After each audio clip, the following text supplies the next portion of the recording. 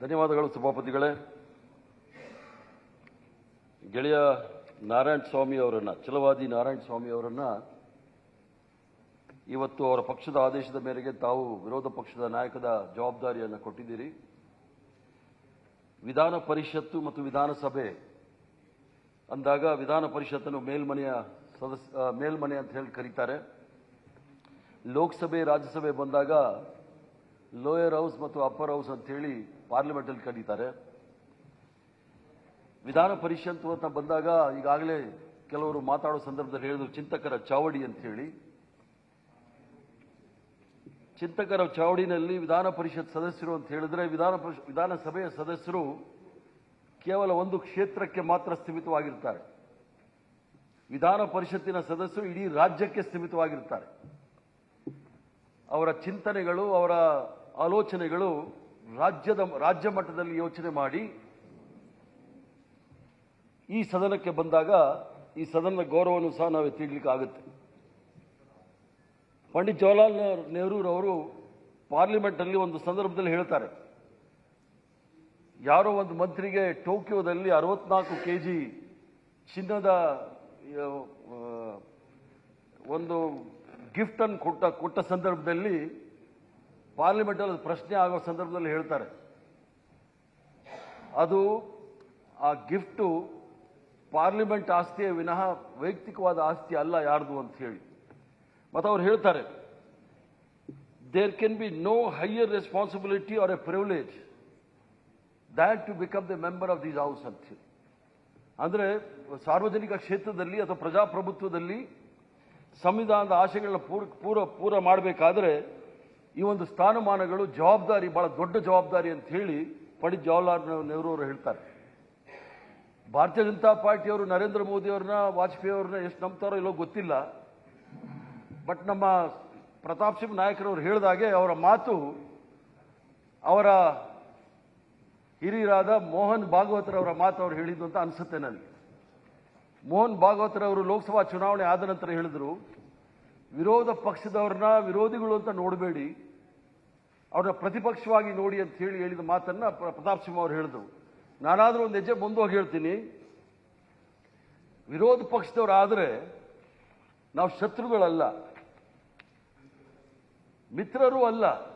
ರಾಜ್ಯದ ಹಿತದೃಷ್ಟಿಯಿಂದ ಏನನ್ನ ನಾವು ಜವಾಬ್ದಾರಿಯಿಂದ ಹೇಳಬೇಕು ಅದನ್ನು ಹೇಳಬೇಕಾಗುತ್ತೆ. ಆದ್ರಿಂದ ಪ್ರತಿಪಕ್ಷದವರಾದಾಗ ವಿರೋಧ ಪಕ್ಷದವರು ಅಂತ ಕರಿಬಾರ್ದು. ಪ್ರತಾಪ್ ಸಿಂಹ ಅವ್ರಿಗೆ ಹೇಳಿದ್ರೆ ನಾನು ಸಂಪೂರ್ಣ ಒಪ್ಕೊಳ್ತೀನಿ. ಪ್ರತಿಪಕ್ಷದಲ್ಲಿದ್ದಾಗ ನಮ್ಮ ಜವಾಬ್ದಾರಿ, ಶತ್ರುಗಳಂತ ತಿಳ್ಕೊಳ್ಬೇಡಿ.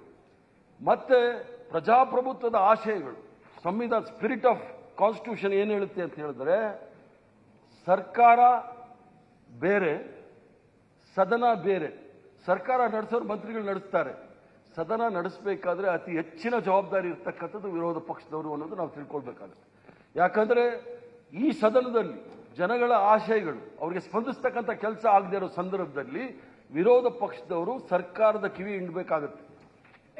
ಯಾಕಂತ ಹೇಳಿದ್ರೆ ಈ ಕಾಲಘಟ್ಟದಲ್ಲಿ, ಒಂದು ಕಾಲಘಟ್ಟದಲ್ಲಿ ನಮ್ಮ ಮೀಡಿಯಾ ಸ್ನೇಹಿತರನ್ನು ಹೇಳೋರು 4th ಪಿಲ್ಲರ್ ಆಫ್ ಡೆಮಾಕ್ರಸಿ ಅಂತ ಹೇಳಿ. ಆ ಪಿಲ್ಲರ್ ಏನಾಗಿದೆ ಅಂತ ನಾನು ಹೇಳಲಿಕ್ಕೆ ಹೋಗೋದಿಲ್ಲ. ಆದ್ರಿಂದ ಪ್ರಜಾಪ್ರಭುತ್ವವನ್ನು ಉಳಿಸ್ಕೊಳ್ಬೇಕಾದ್ರೆ ಒಬ್ಬ ಸಾಮಾನ್ಯ ಛಲವಾದಿ ನಾರಾಯಣ ಸ್ವಾಮಿ ವಿರೋಧ ಪಕ್ಷದ ನಾಯಕನಾಗಬೇಕಾದ್ರೆ ಅಥವಾ ವಿಧಾನ ಪರಿಷತ್ತಿನ ಸದಸ್ಯರಾಗಬೇಕಾದ್ರೆ ಪ್ರಜಾಪ್ರಭುತ್ವವೇ ಮೂಲ ಮತ್ತು ಸಂವಿಧಾನವೇ ಮೂಲ ಅಂತ ನಾವೆಲ್ಲರೂ ಸಹ ತಿಳ್ಕೊಳ್ಬೇಕಾಗಿದೆ. ಧರ್ಮಪ್ರಭುತ್ವ ಇದ್ದಾಗ ಧರ್ಮಾಧಾರಿತ ರಾಜಕಾರಣ, ರಾಜಪ್ರಭುತ್ವ ಇದ್ದಾಗ ರಾಜ ಹೇಳಿದ್ದೆ, ಪ್ರಜಾಪ್ರಭುತ್ವ ಬಂದಾಗ ಪ್ರತಿಯೊಬ್ಬ ಪ್ರಜೆಗೂ ಸಹ ಅಧಿಕಾರ ಹಕ್ಕಿದೆ ಅನ್ನೋದನ್ನ ನಮ್ಮ ಪ್ರಜಾಪ್ರಭುತ್ವ ತೋರಿಸ್ಕೊಟ್ಟಿದೆ. ಆದ್ರಿಂದ ನಾರಾಯಣ ಸ್ವಾಮಿ ಅವರು ದೊಡ್ಡ ಜವಾಬ್ದಾರಿ ತೆಗೆದುಕೊಂಡಿದ್ದಾರೆ. ಮುಂದೆ ಬರ್ತಕ್ಕಂಥ ದಿನಗಳಲ್ಲಿ ತಾವೆಲ್ಲರೂ ಸಹ ಸರ್ಕಾರವನ್ನ ಸರಿದಾರಿನಲ್ಲಿ ಹೋಗೋ ರೀತಿಯಲ್ಲಿ ತಾವು ಅವ್ರಿಗೆ ಏನಂತೀರಿ ಸಲಹೆಗಳನ್ನ ಕೊಟ್ಟು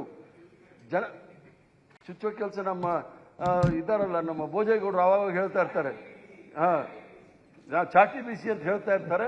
ಆದ್ರಿಂದ ಅಂತ ಕೆಲಸ ಮಾಡಿ ಸರ್ಕಾರವನ್ನ ಒಳ್ಳೆ ರೀತಿಯಲ್ಲಿ ತಂದುಕೊಂಡು ಯಾವ ಜನ ನಮ್ಮ ಮೇಲೆ ನಂಬಿಕೆ ಇಟ್ಕೊಂಡು ಕಳಿಸಿದ್ದಾರೆ ಆ ಆಶಯಗಳನ್ನ ಪೂರ್ಣ ಆಗಿದೆಯೋ ಇಲ್ಲ ಅನ್ನೋದನ್ನ ಮಾಡಿ ಸ್ವಲ್ಪ ರಾಜಕೀಯ ಈ ಸದನದಿಂದ ಹೊರಗಡೆ ಇಟ್ಟರೆ ಬಹಳ ಉತ್ತಮ ಅಂತ ಹೇಳಿ ಭಾವಿಸ್ಕೊಂಡು ತಮಗೆ ಶುಭ ಕೋರುತ್ತಾ, ತಮಗೆ ಅಭಿನಂದನೆ ಸಲ್ಲಿಸ್ತಾ ಮುಂದೆ ಭವಿಷ್ಯ ಉಜ್ವಲವಾಗಿರಲಿ ಅಂತ ಹೇಳಿ ಹಾರೈಸ್ತಾ ನನ್ನ ಮಾತು ಮುಗಿಸ್ತೇನೆ. ನಮಸ್ಕಾರ. ಅನಿಲ್ ಕುಮಾರ್. ಅಧ್ಯಕ್ಷರೇ, ಅವಕಾಶ ಕೊಟ್ಟಿದ್ದಕ್ಕಾಗಿ ಧನ್ಯವಾದಗಳು. ನಾನು ಮೊದಲಿಗೆ ಕರ್ನಾಟಕ ರಾಜ್ಯದ ವಿಧಾನ ಪರಿಷತ್ನ ಪ್ರತಿಪಕ್ಷದ ನಾಯಕರಾಗಿ ಆಯ್ಕೆಯಾದಂತ ಚಲವಾದಿ ನಾರಾಯಣ ಸ್ವಾಮಿ ಅವರಿಗೆ ಅಭಿನಂದನೆಗಳನ್ನು ಸಲ್ಲಿಸ್ತೇನೆ.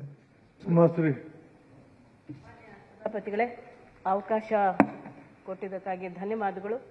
ಬಹಳ ಸಮಯ ತಗೊಳ್ಳೋದಿಲ್ಲ. ನಾನು ಇವತ್ತು ನಮ್ಮ ಚಲವಾದಿ ನಾರಾಯಣ ಸ್ವಾಮಿಯವರು ವಿಪಕ್ಷದ ನಾಯಕರಾಗಿರ್ತಕ್ಕಂಥದ್ದಕ್ಕೆ ನಾನು ಅಭಿನಂದನೆಯನ್ನ ಸಲ್ಲಿಸ್ತಾ ಇದ್ದೇನೆ.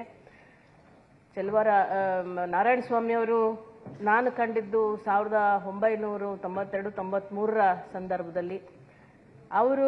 ನಾವು ನಮ್ಮ ಮಾಜಿ ಸಭಾಪತಿ ಸುದರ್ಶನ್ ಸರ್ ಅವರು, ನಜೀರ್ ಅವರು, ಜಾರ್ಜ್ ಸಾಹೇಬರು ಎಲ್ಲರೂ ನಾವು ಬಂಗಾರಪ್ಪಾಜಿಯವರ ಜೊತೆಯಲ್ಲಿ ರಾಜಕೀಯವನ್ನ ಮಾಡ್ತಾ ಬಂದವರು. ಆ ಒಂದು ಗಡಿಯಿಂದ ಬಂದಿರತಕ್ಕಂಥ ನಾರಾಯಣ ಸ್ವಾಮಿಯವರು ಏನು ಬಂಗಾರಪ್ಪಾಜಿಯವರು ನಮಗೆ ಹಾದಿಯನ್ನು ಹಾಕಿಕೊಟ್ಟಿದ್ರು, ಕಮಿಟ್ಮೆಂಟ್, ಪ್ರಜಾಪ್ರಭುತ್ವದಲ್ಲಿ ಪ್ರಜೆಗಳ ಪರವಾಗಿ ಧ್ವನಿರಹಿತ ಸಮುದಾಯಗಳಿಗೆ ಧ್ವನಿಯಾಗಿ ದುಡಿಬೇಕು ಅಂತಕ್ಕಂಥ ಒಂದು ಏನು ಲೈನಲ್ಲಿ ನಮ್ಮನ್ನ ಬೆಳೆಸಿದ್ರು, ಅದೇ ಲೈನ್ನಲ್ಲಿ ಚಲುವರಾಯ ಸ್ವಾಮಿಯವರು ಹೊರಟಿರ್ತಕ್ಕಂಥದ್ದು. ಆ ನಂತರದಲ್ಲಿ ಬದಲಾವಣೆಗಳು ಬಂದವು. ಕೆಸಿಪಿ ಬಂದು ಕಾಂಗ್ರೆಸ್ ಜೊತೆಲಿ ವಿಲೀನ ಆಯಿತು. ಕಾಂಗ್ರೆಸ್ಸಿಗೆ ಬಂದ ಮೇಲೂ ಸಹ ಅವರು ಬಹಳಷ್ಟು ಒಳ್ಳೆಯ ಸ್ಥಾನಮಾನಗಳನ್ನು ಹೊಂದಿ ಒಳ್ಳೆಯ ಕೆಲಸಗಳನ್ನು ಮಾಡ್ತಾ ಹೋದರು. ಕ್ರಿಯಾಶೀಲರಾಗಿದ್ದಾರೆ, ಜನಪರವಾದಂಥ ಚಿಂತನೆಗಳನ್ನು ಇಟ್ಕೊಂಡಿದ್ದಾರೆ. ಅದು ನಮ್ಮ ಸಿದ್ಧಾಂತದ ಅರಿವು ಅವರಿಗಿದೆ, ಅಲ್ಲಿರ್ತಕ್ಕಂಥ ಸಿದ್ಧಾಂತದ ಅರಿವು ಇದೆ. ಆದರೆ ನನಗೆ ಚೆನ್ನಾಗಿ ಗೊತ್ತು, ಅವರ ಅಂತರಾತ್ಮ ಯಾವತ್ತೂ ಕೂಡ ಸರ್ವ ಸಮುದಾಯದ ಏಳಿಗೆಗಾಗಿಯೇ ಶ್ರಮಿಸುವಂತಹ ಒಂದು ಮಾನಸಿಕ ಸ್ಥಿತಿಯನ್ನ ಇಟ್ಕೊಂಡಿರ್ತಕ್ಕಂಥವ್ರು ಅಂತ ನಮ್ಗೆಲ್ರಿಗೂ ಸಂತೋಷ ಆಗಿದೆ. ಅವರು ಇನ್ನೂ ಎತ್ತರಕ್ಕೆ ಒಳ್ಳೆಯ ಸ್ಥಾನಮಾನಗಳಿಗೆ ಹೋಗಲಿ. ಈಗ ಮುಂದೆಯೂ ಸಹ ಇನ್ನೂ ಹೆಚ್ಚಿನ ಕೆಲಸಗಳನ್ನು ಮಾಡ್ತಾ ಜನಪರವಾಗಿ ನಿಲ್ಲಲಿ. ಸಿದ್ಧಾಂತಗಳು ಏನೇ ಇರಬಹುದು, ಕೆಲವೊಮ್ಮೆ ಸಿದ್ಧಾಂತಗಳನ್ನು ಬಿಟ್ಕೊಟ್ಟು ಜನಪರವಾಗಿ ನಿಂತಿರ್ತಕ್ಕಂಥ ಉದಾಹರಣೆಗಳಿರ್ತವೆ. ಆದ್ದರಿಂದ ಯಾವ ಸಿದ್ಧಾಂತಕ್ಕೆ ನೀವು ಬದ್ಧರಾಗಿದ್ದೀರಿ, ಎಲ್ಲಾ ಸಮುದಾಯಗಳನ್ನು ತಗೊಂಡು ಹೋಗಬೇಕು ಅಂತ ಆ ಸಿದ್ಧಾಂತಕ್ಕೆ ಬದ್ಧರಾಗಿ ತಾವು ಇಲ್ಲಿ ಕಾರ್ಯನಿರ್ವಹಿಸ್ತೀರಿ. ಸರ್ಕಾರಕ್ಕೆ ಕಾಲಕ್ಕೆ ಎಚ್ಚರಿಕೆಯನ್ನು ಕೊಡ್ತಾ, ಸಲಹೆಗಳನ್ನು ಕೊಡ್ತಾ ತಮ್ಮ ವಿಪಕ್ಷ ಸ್ಥಾನವನ್ನ ಸಮರ್ಥವಾಗಿ ನಿಭಾಯಿಸ್ತೀರಿ ಅನ್ನೋ ನಂಬಿಕೆ ಇದೆ.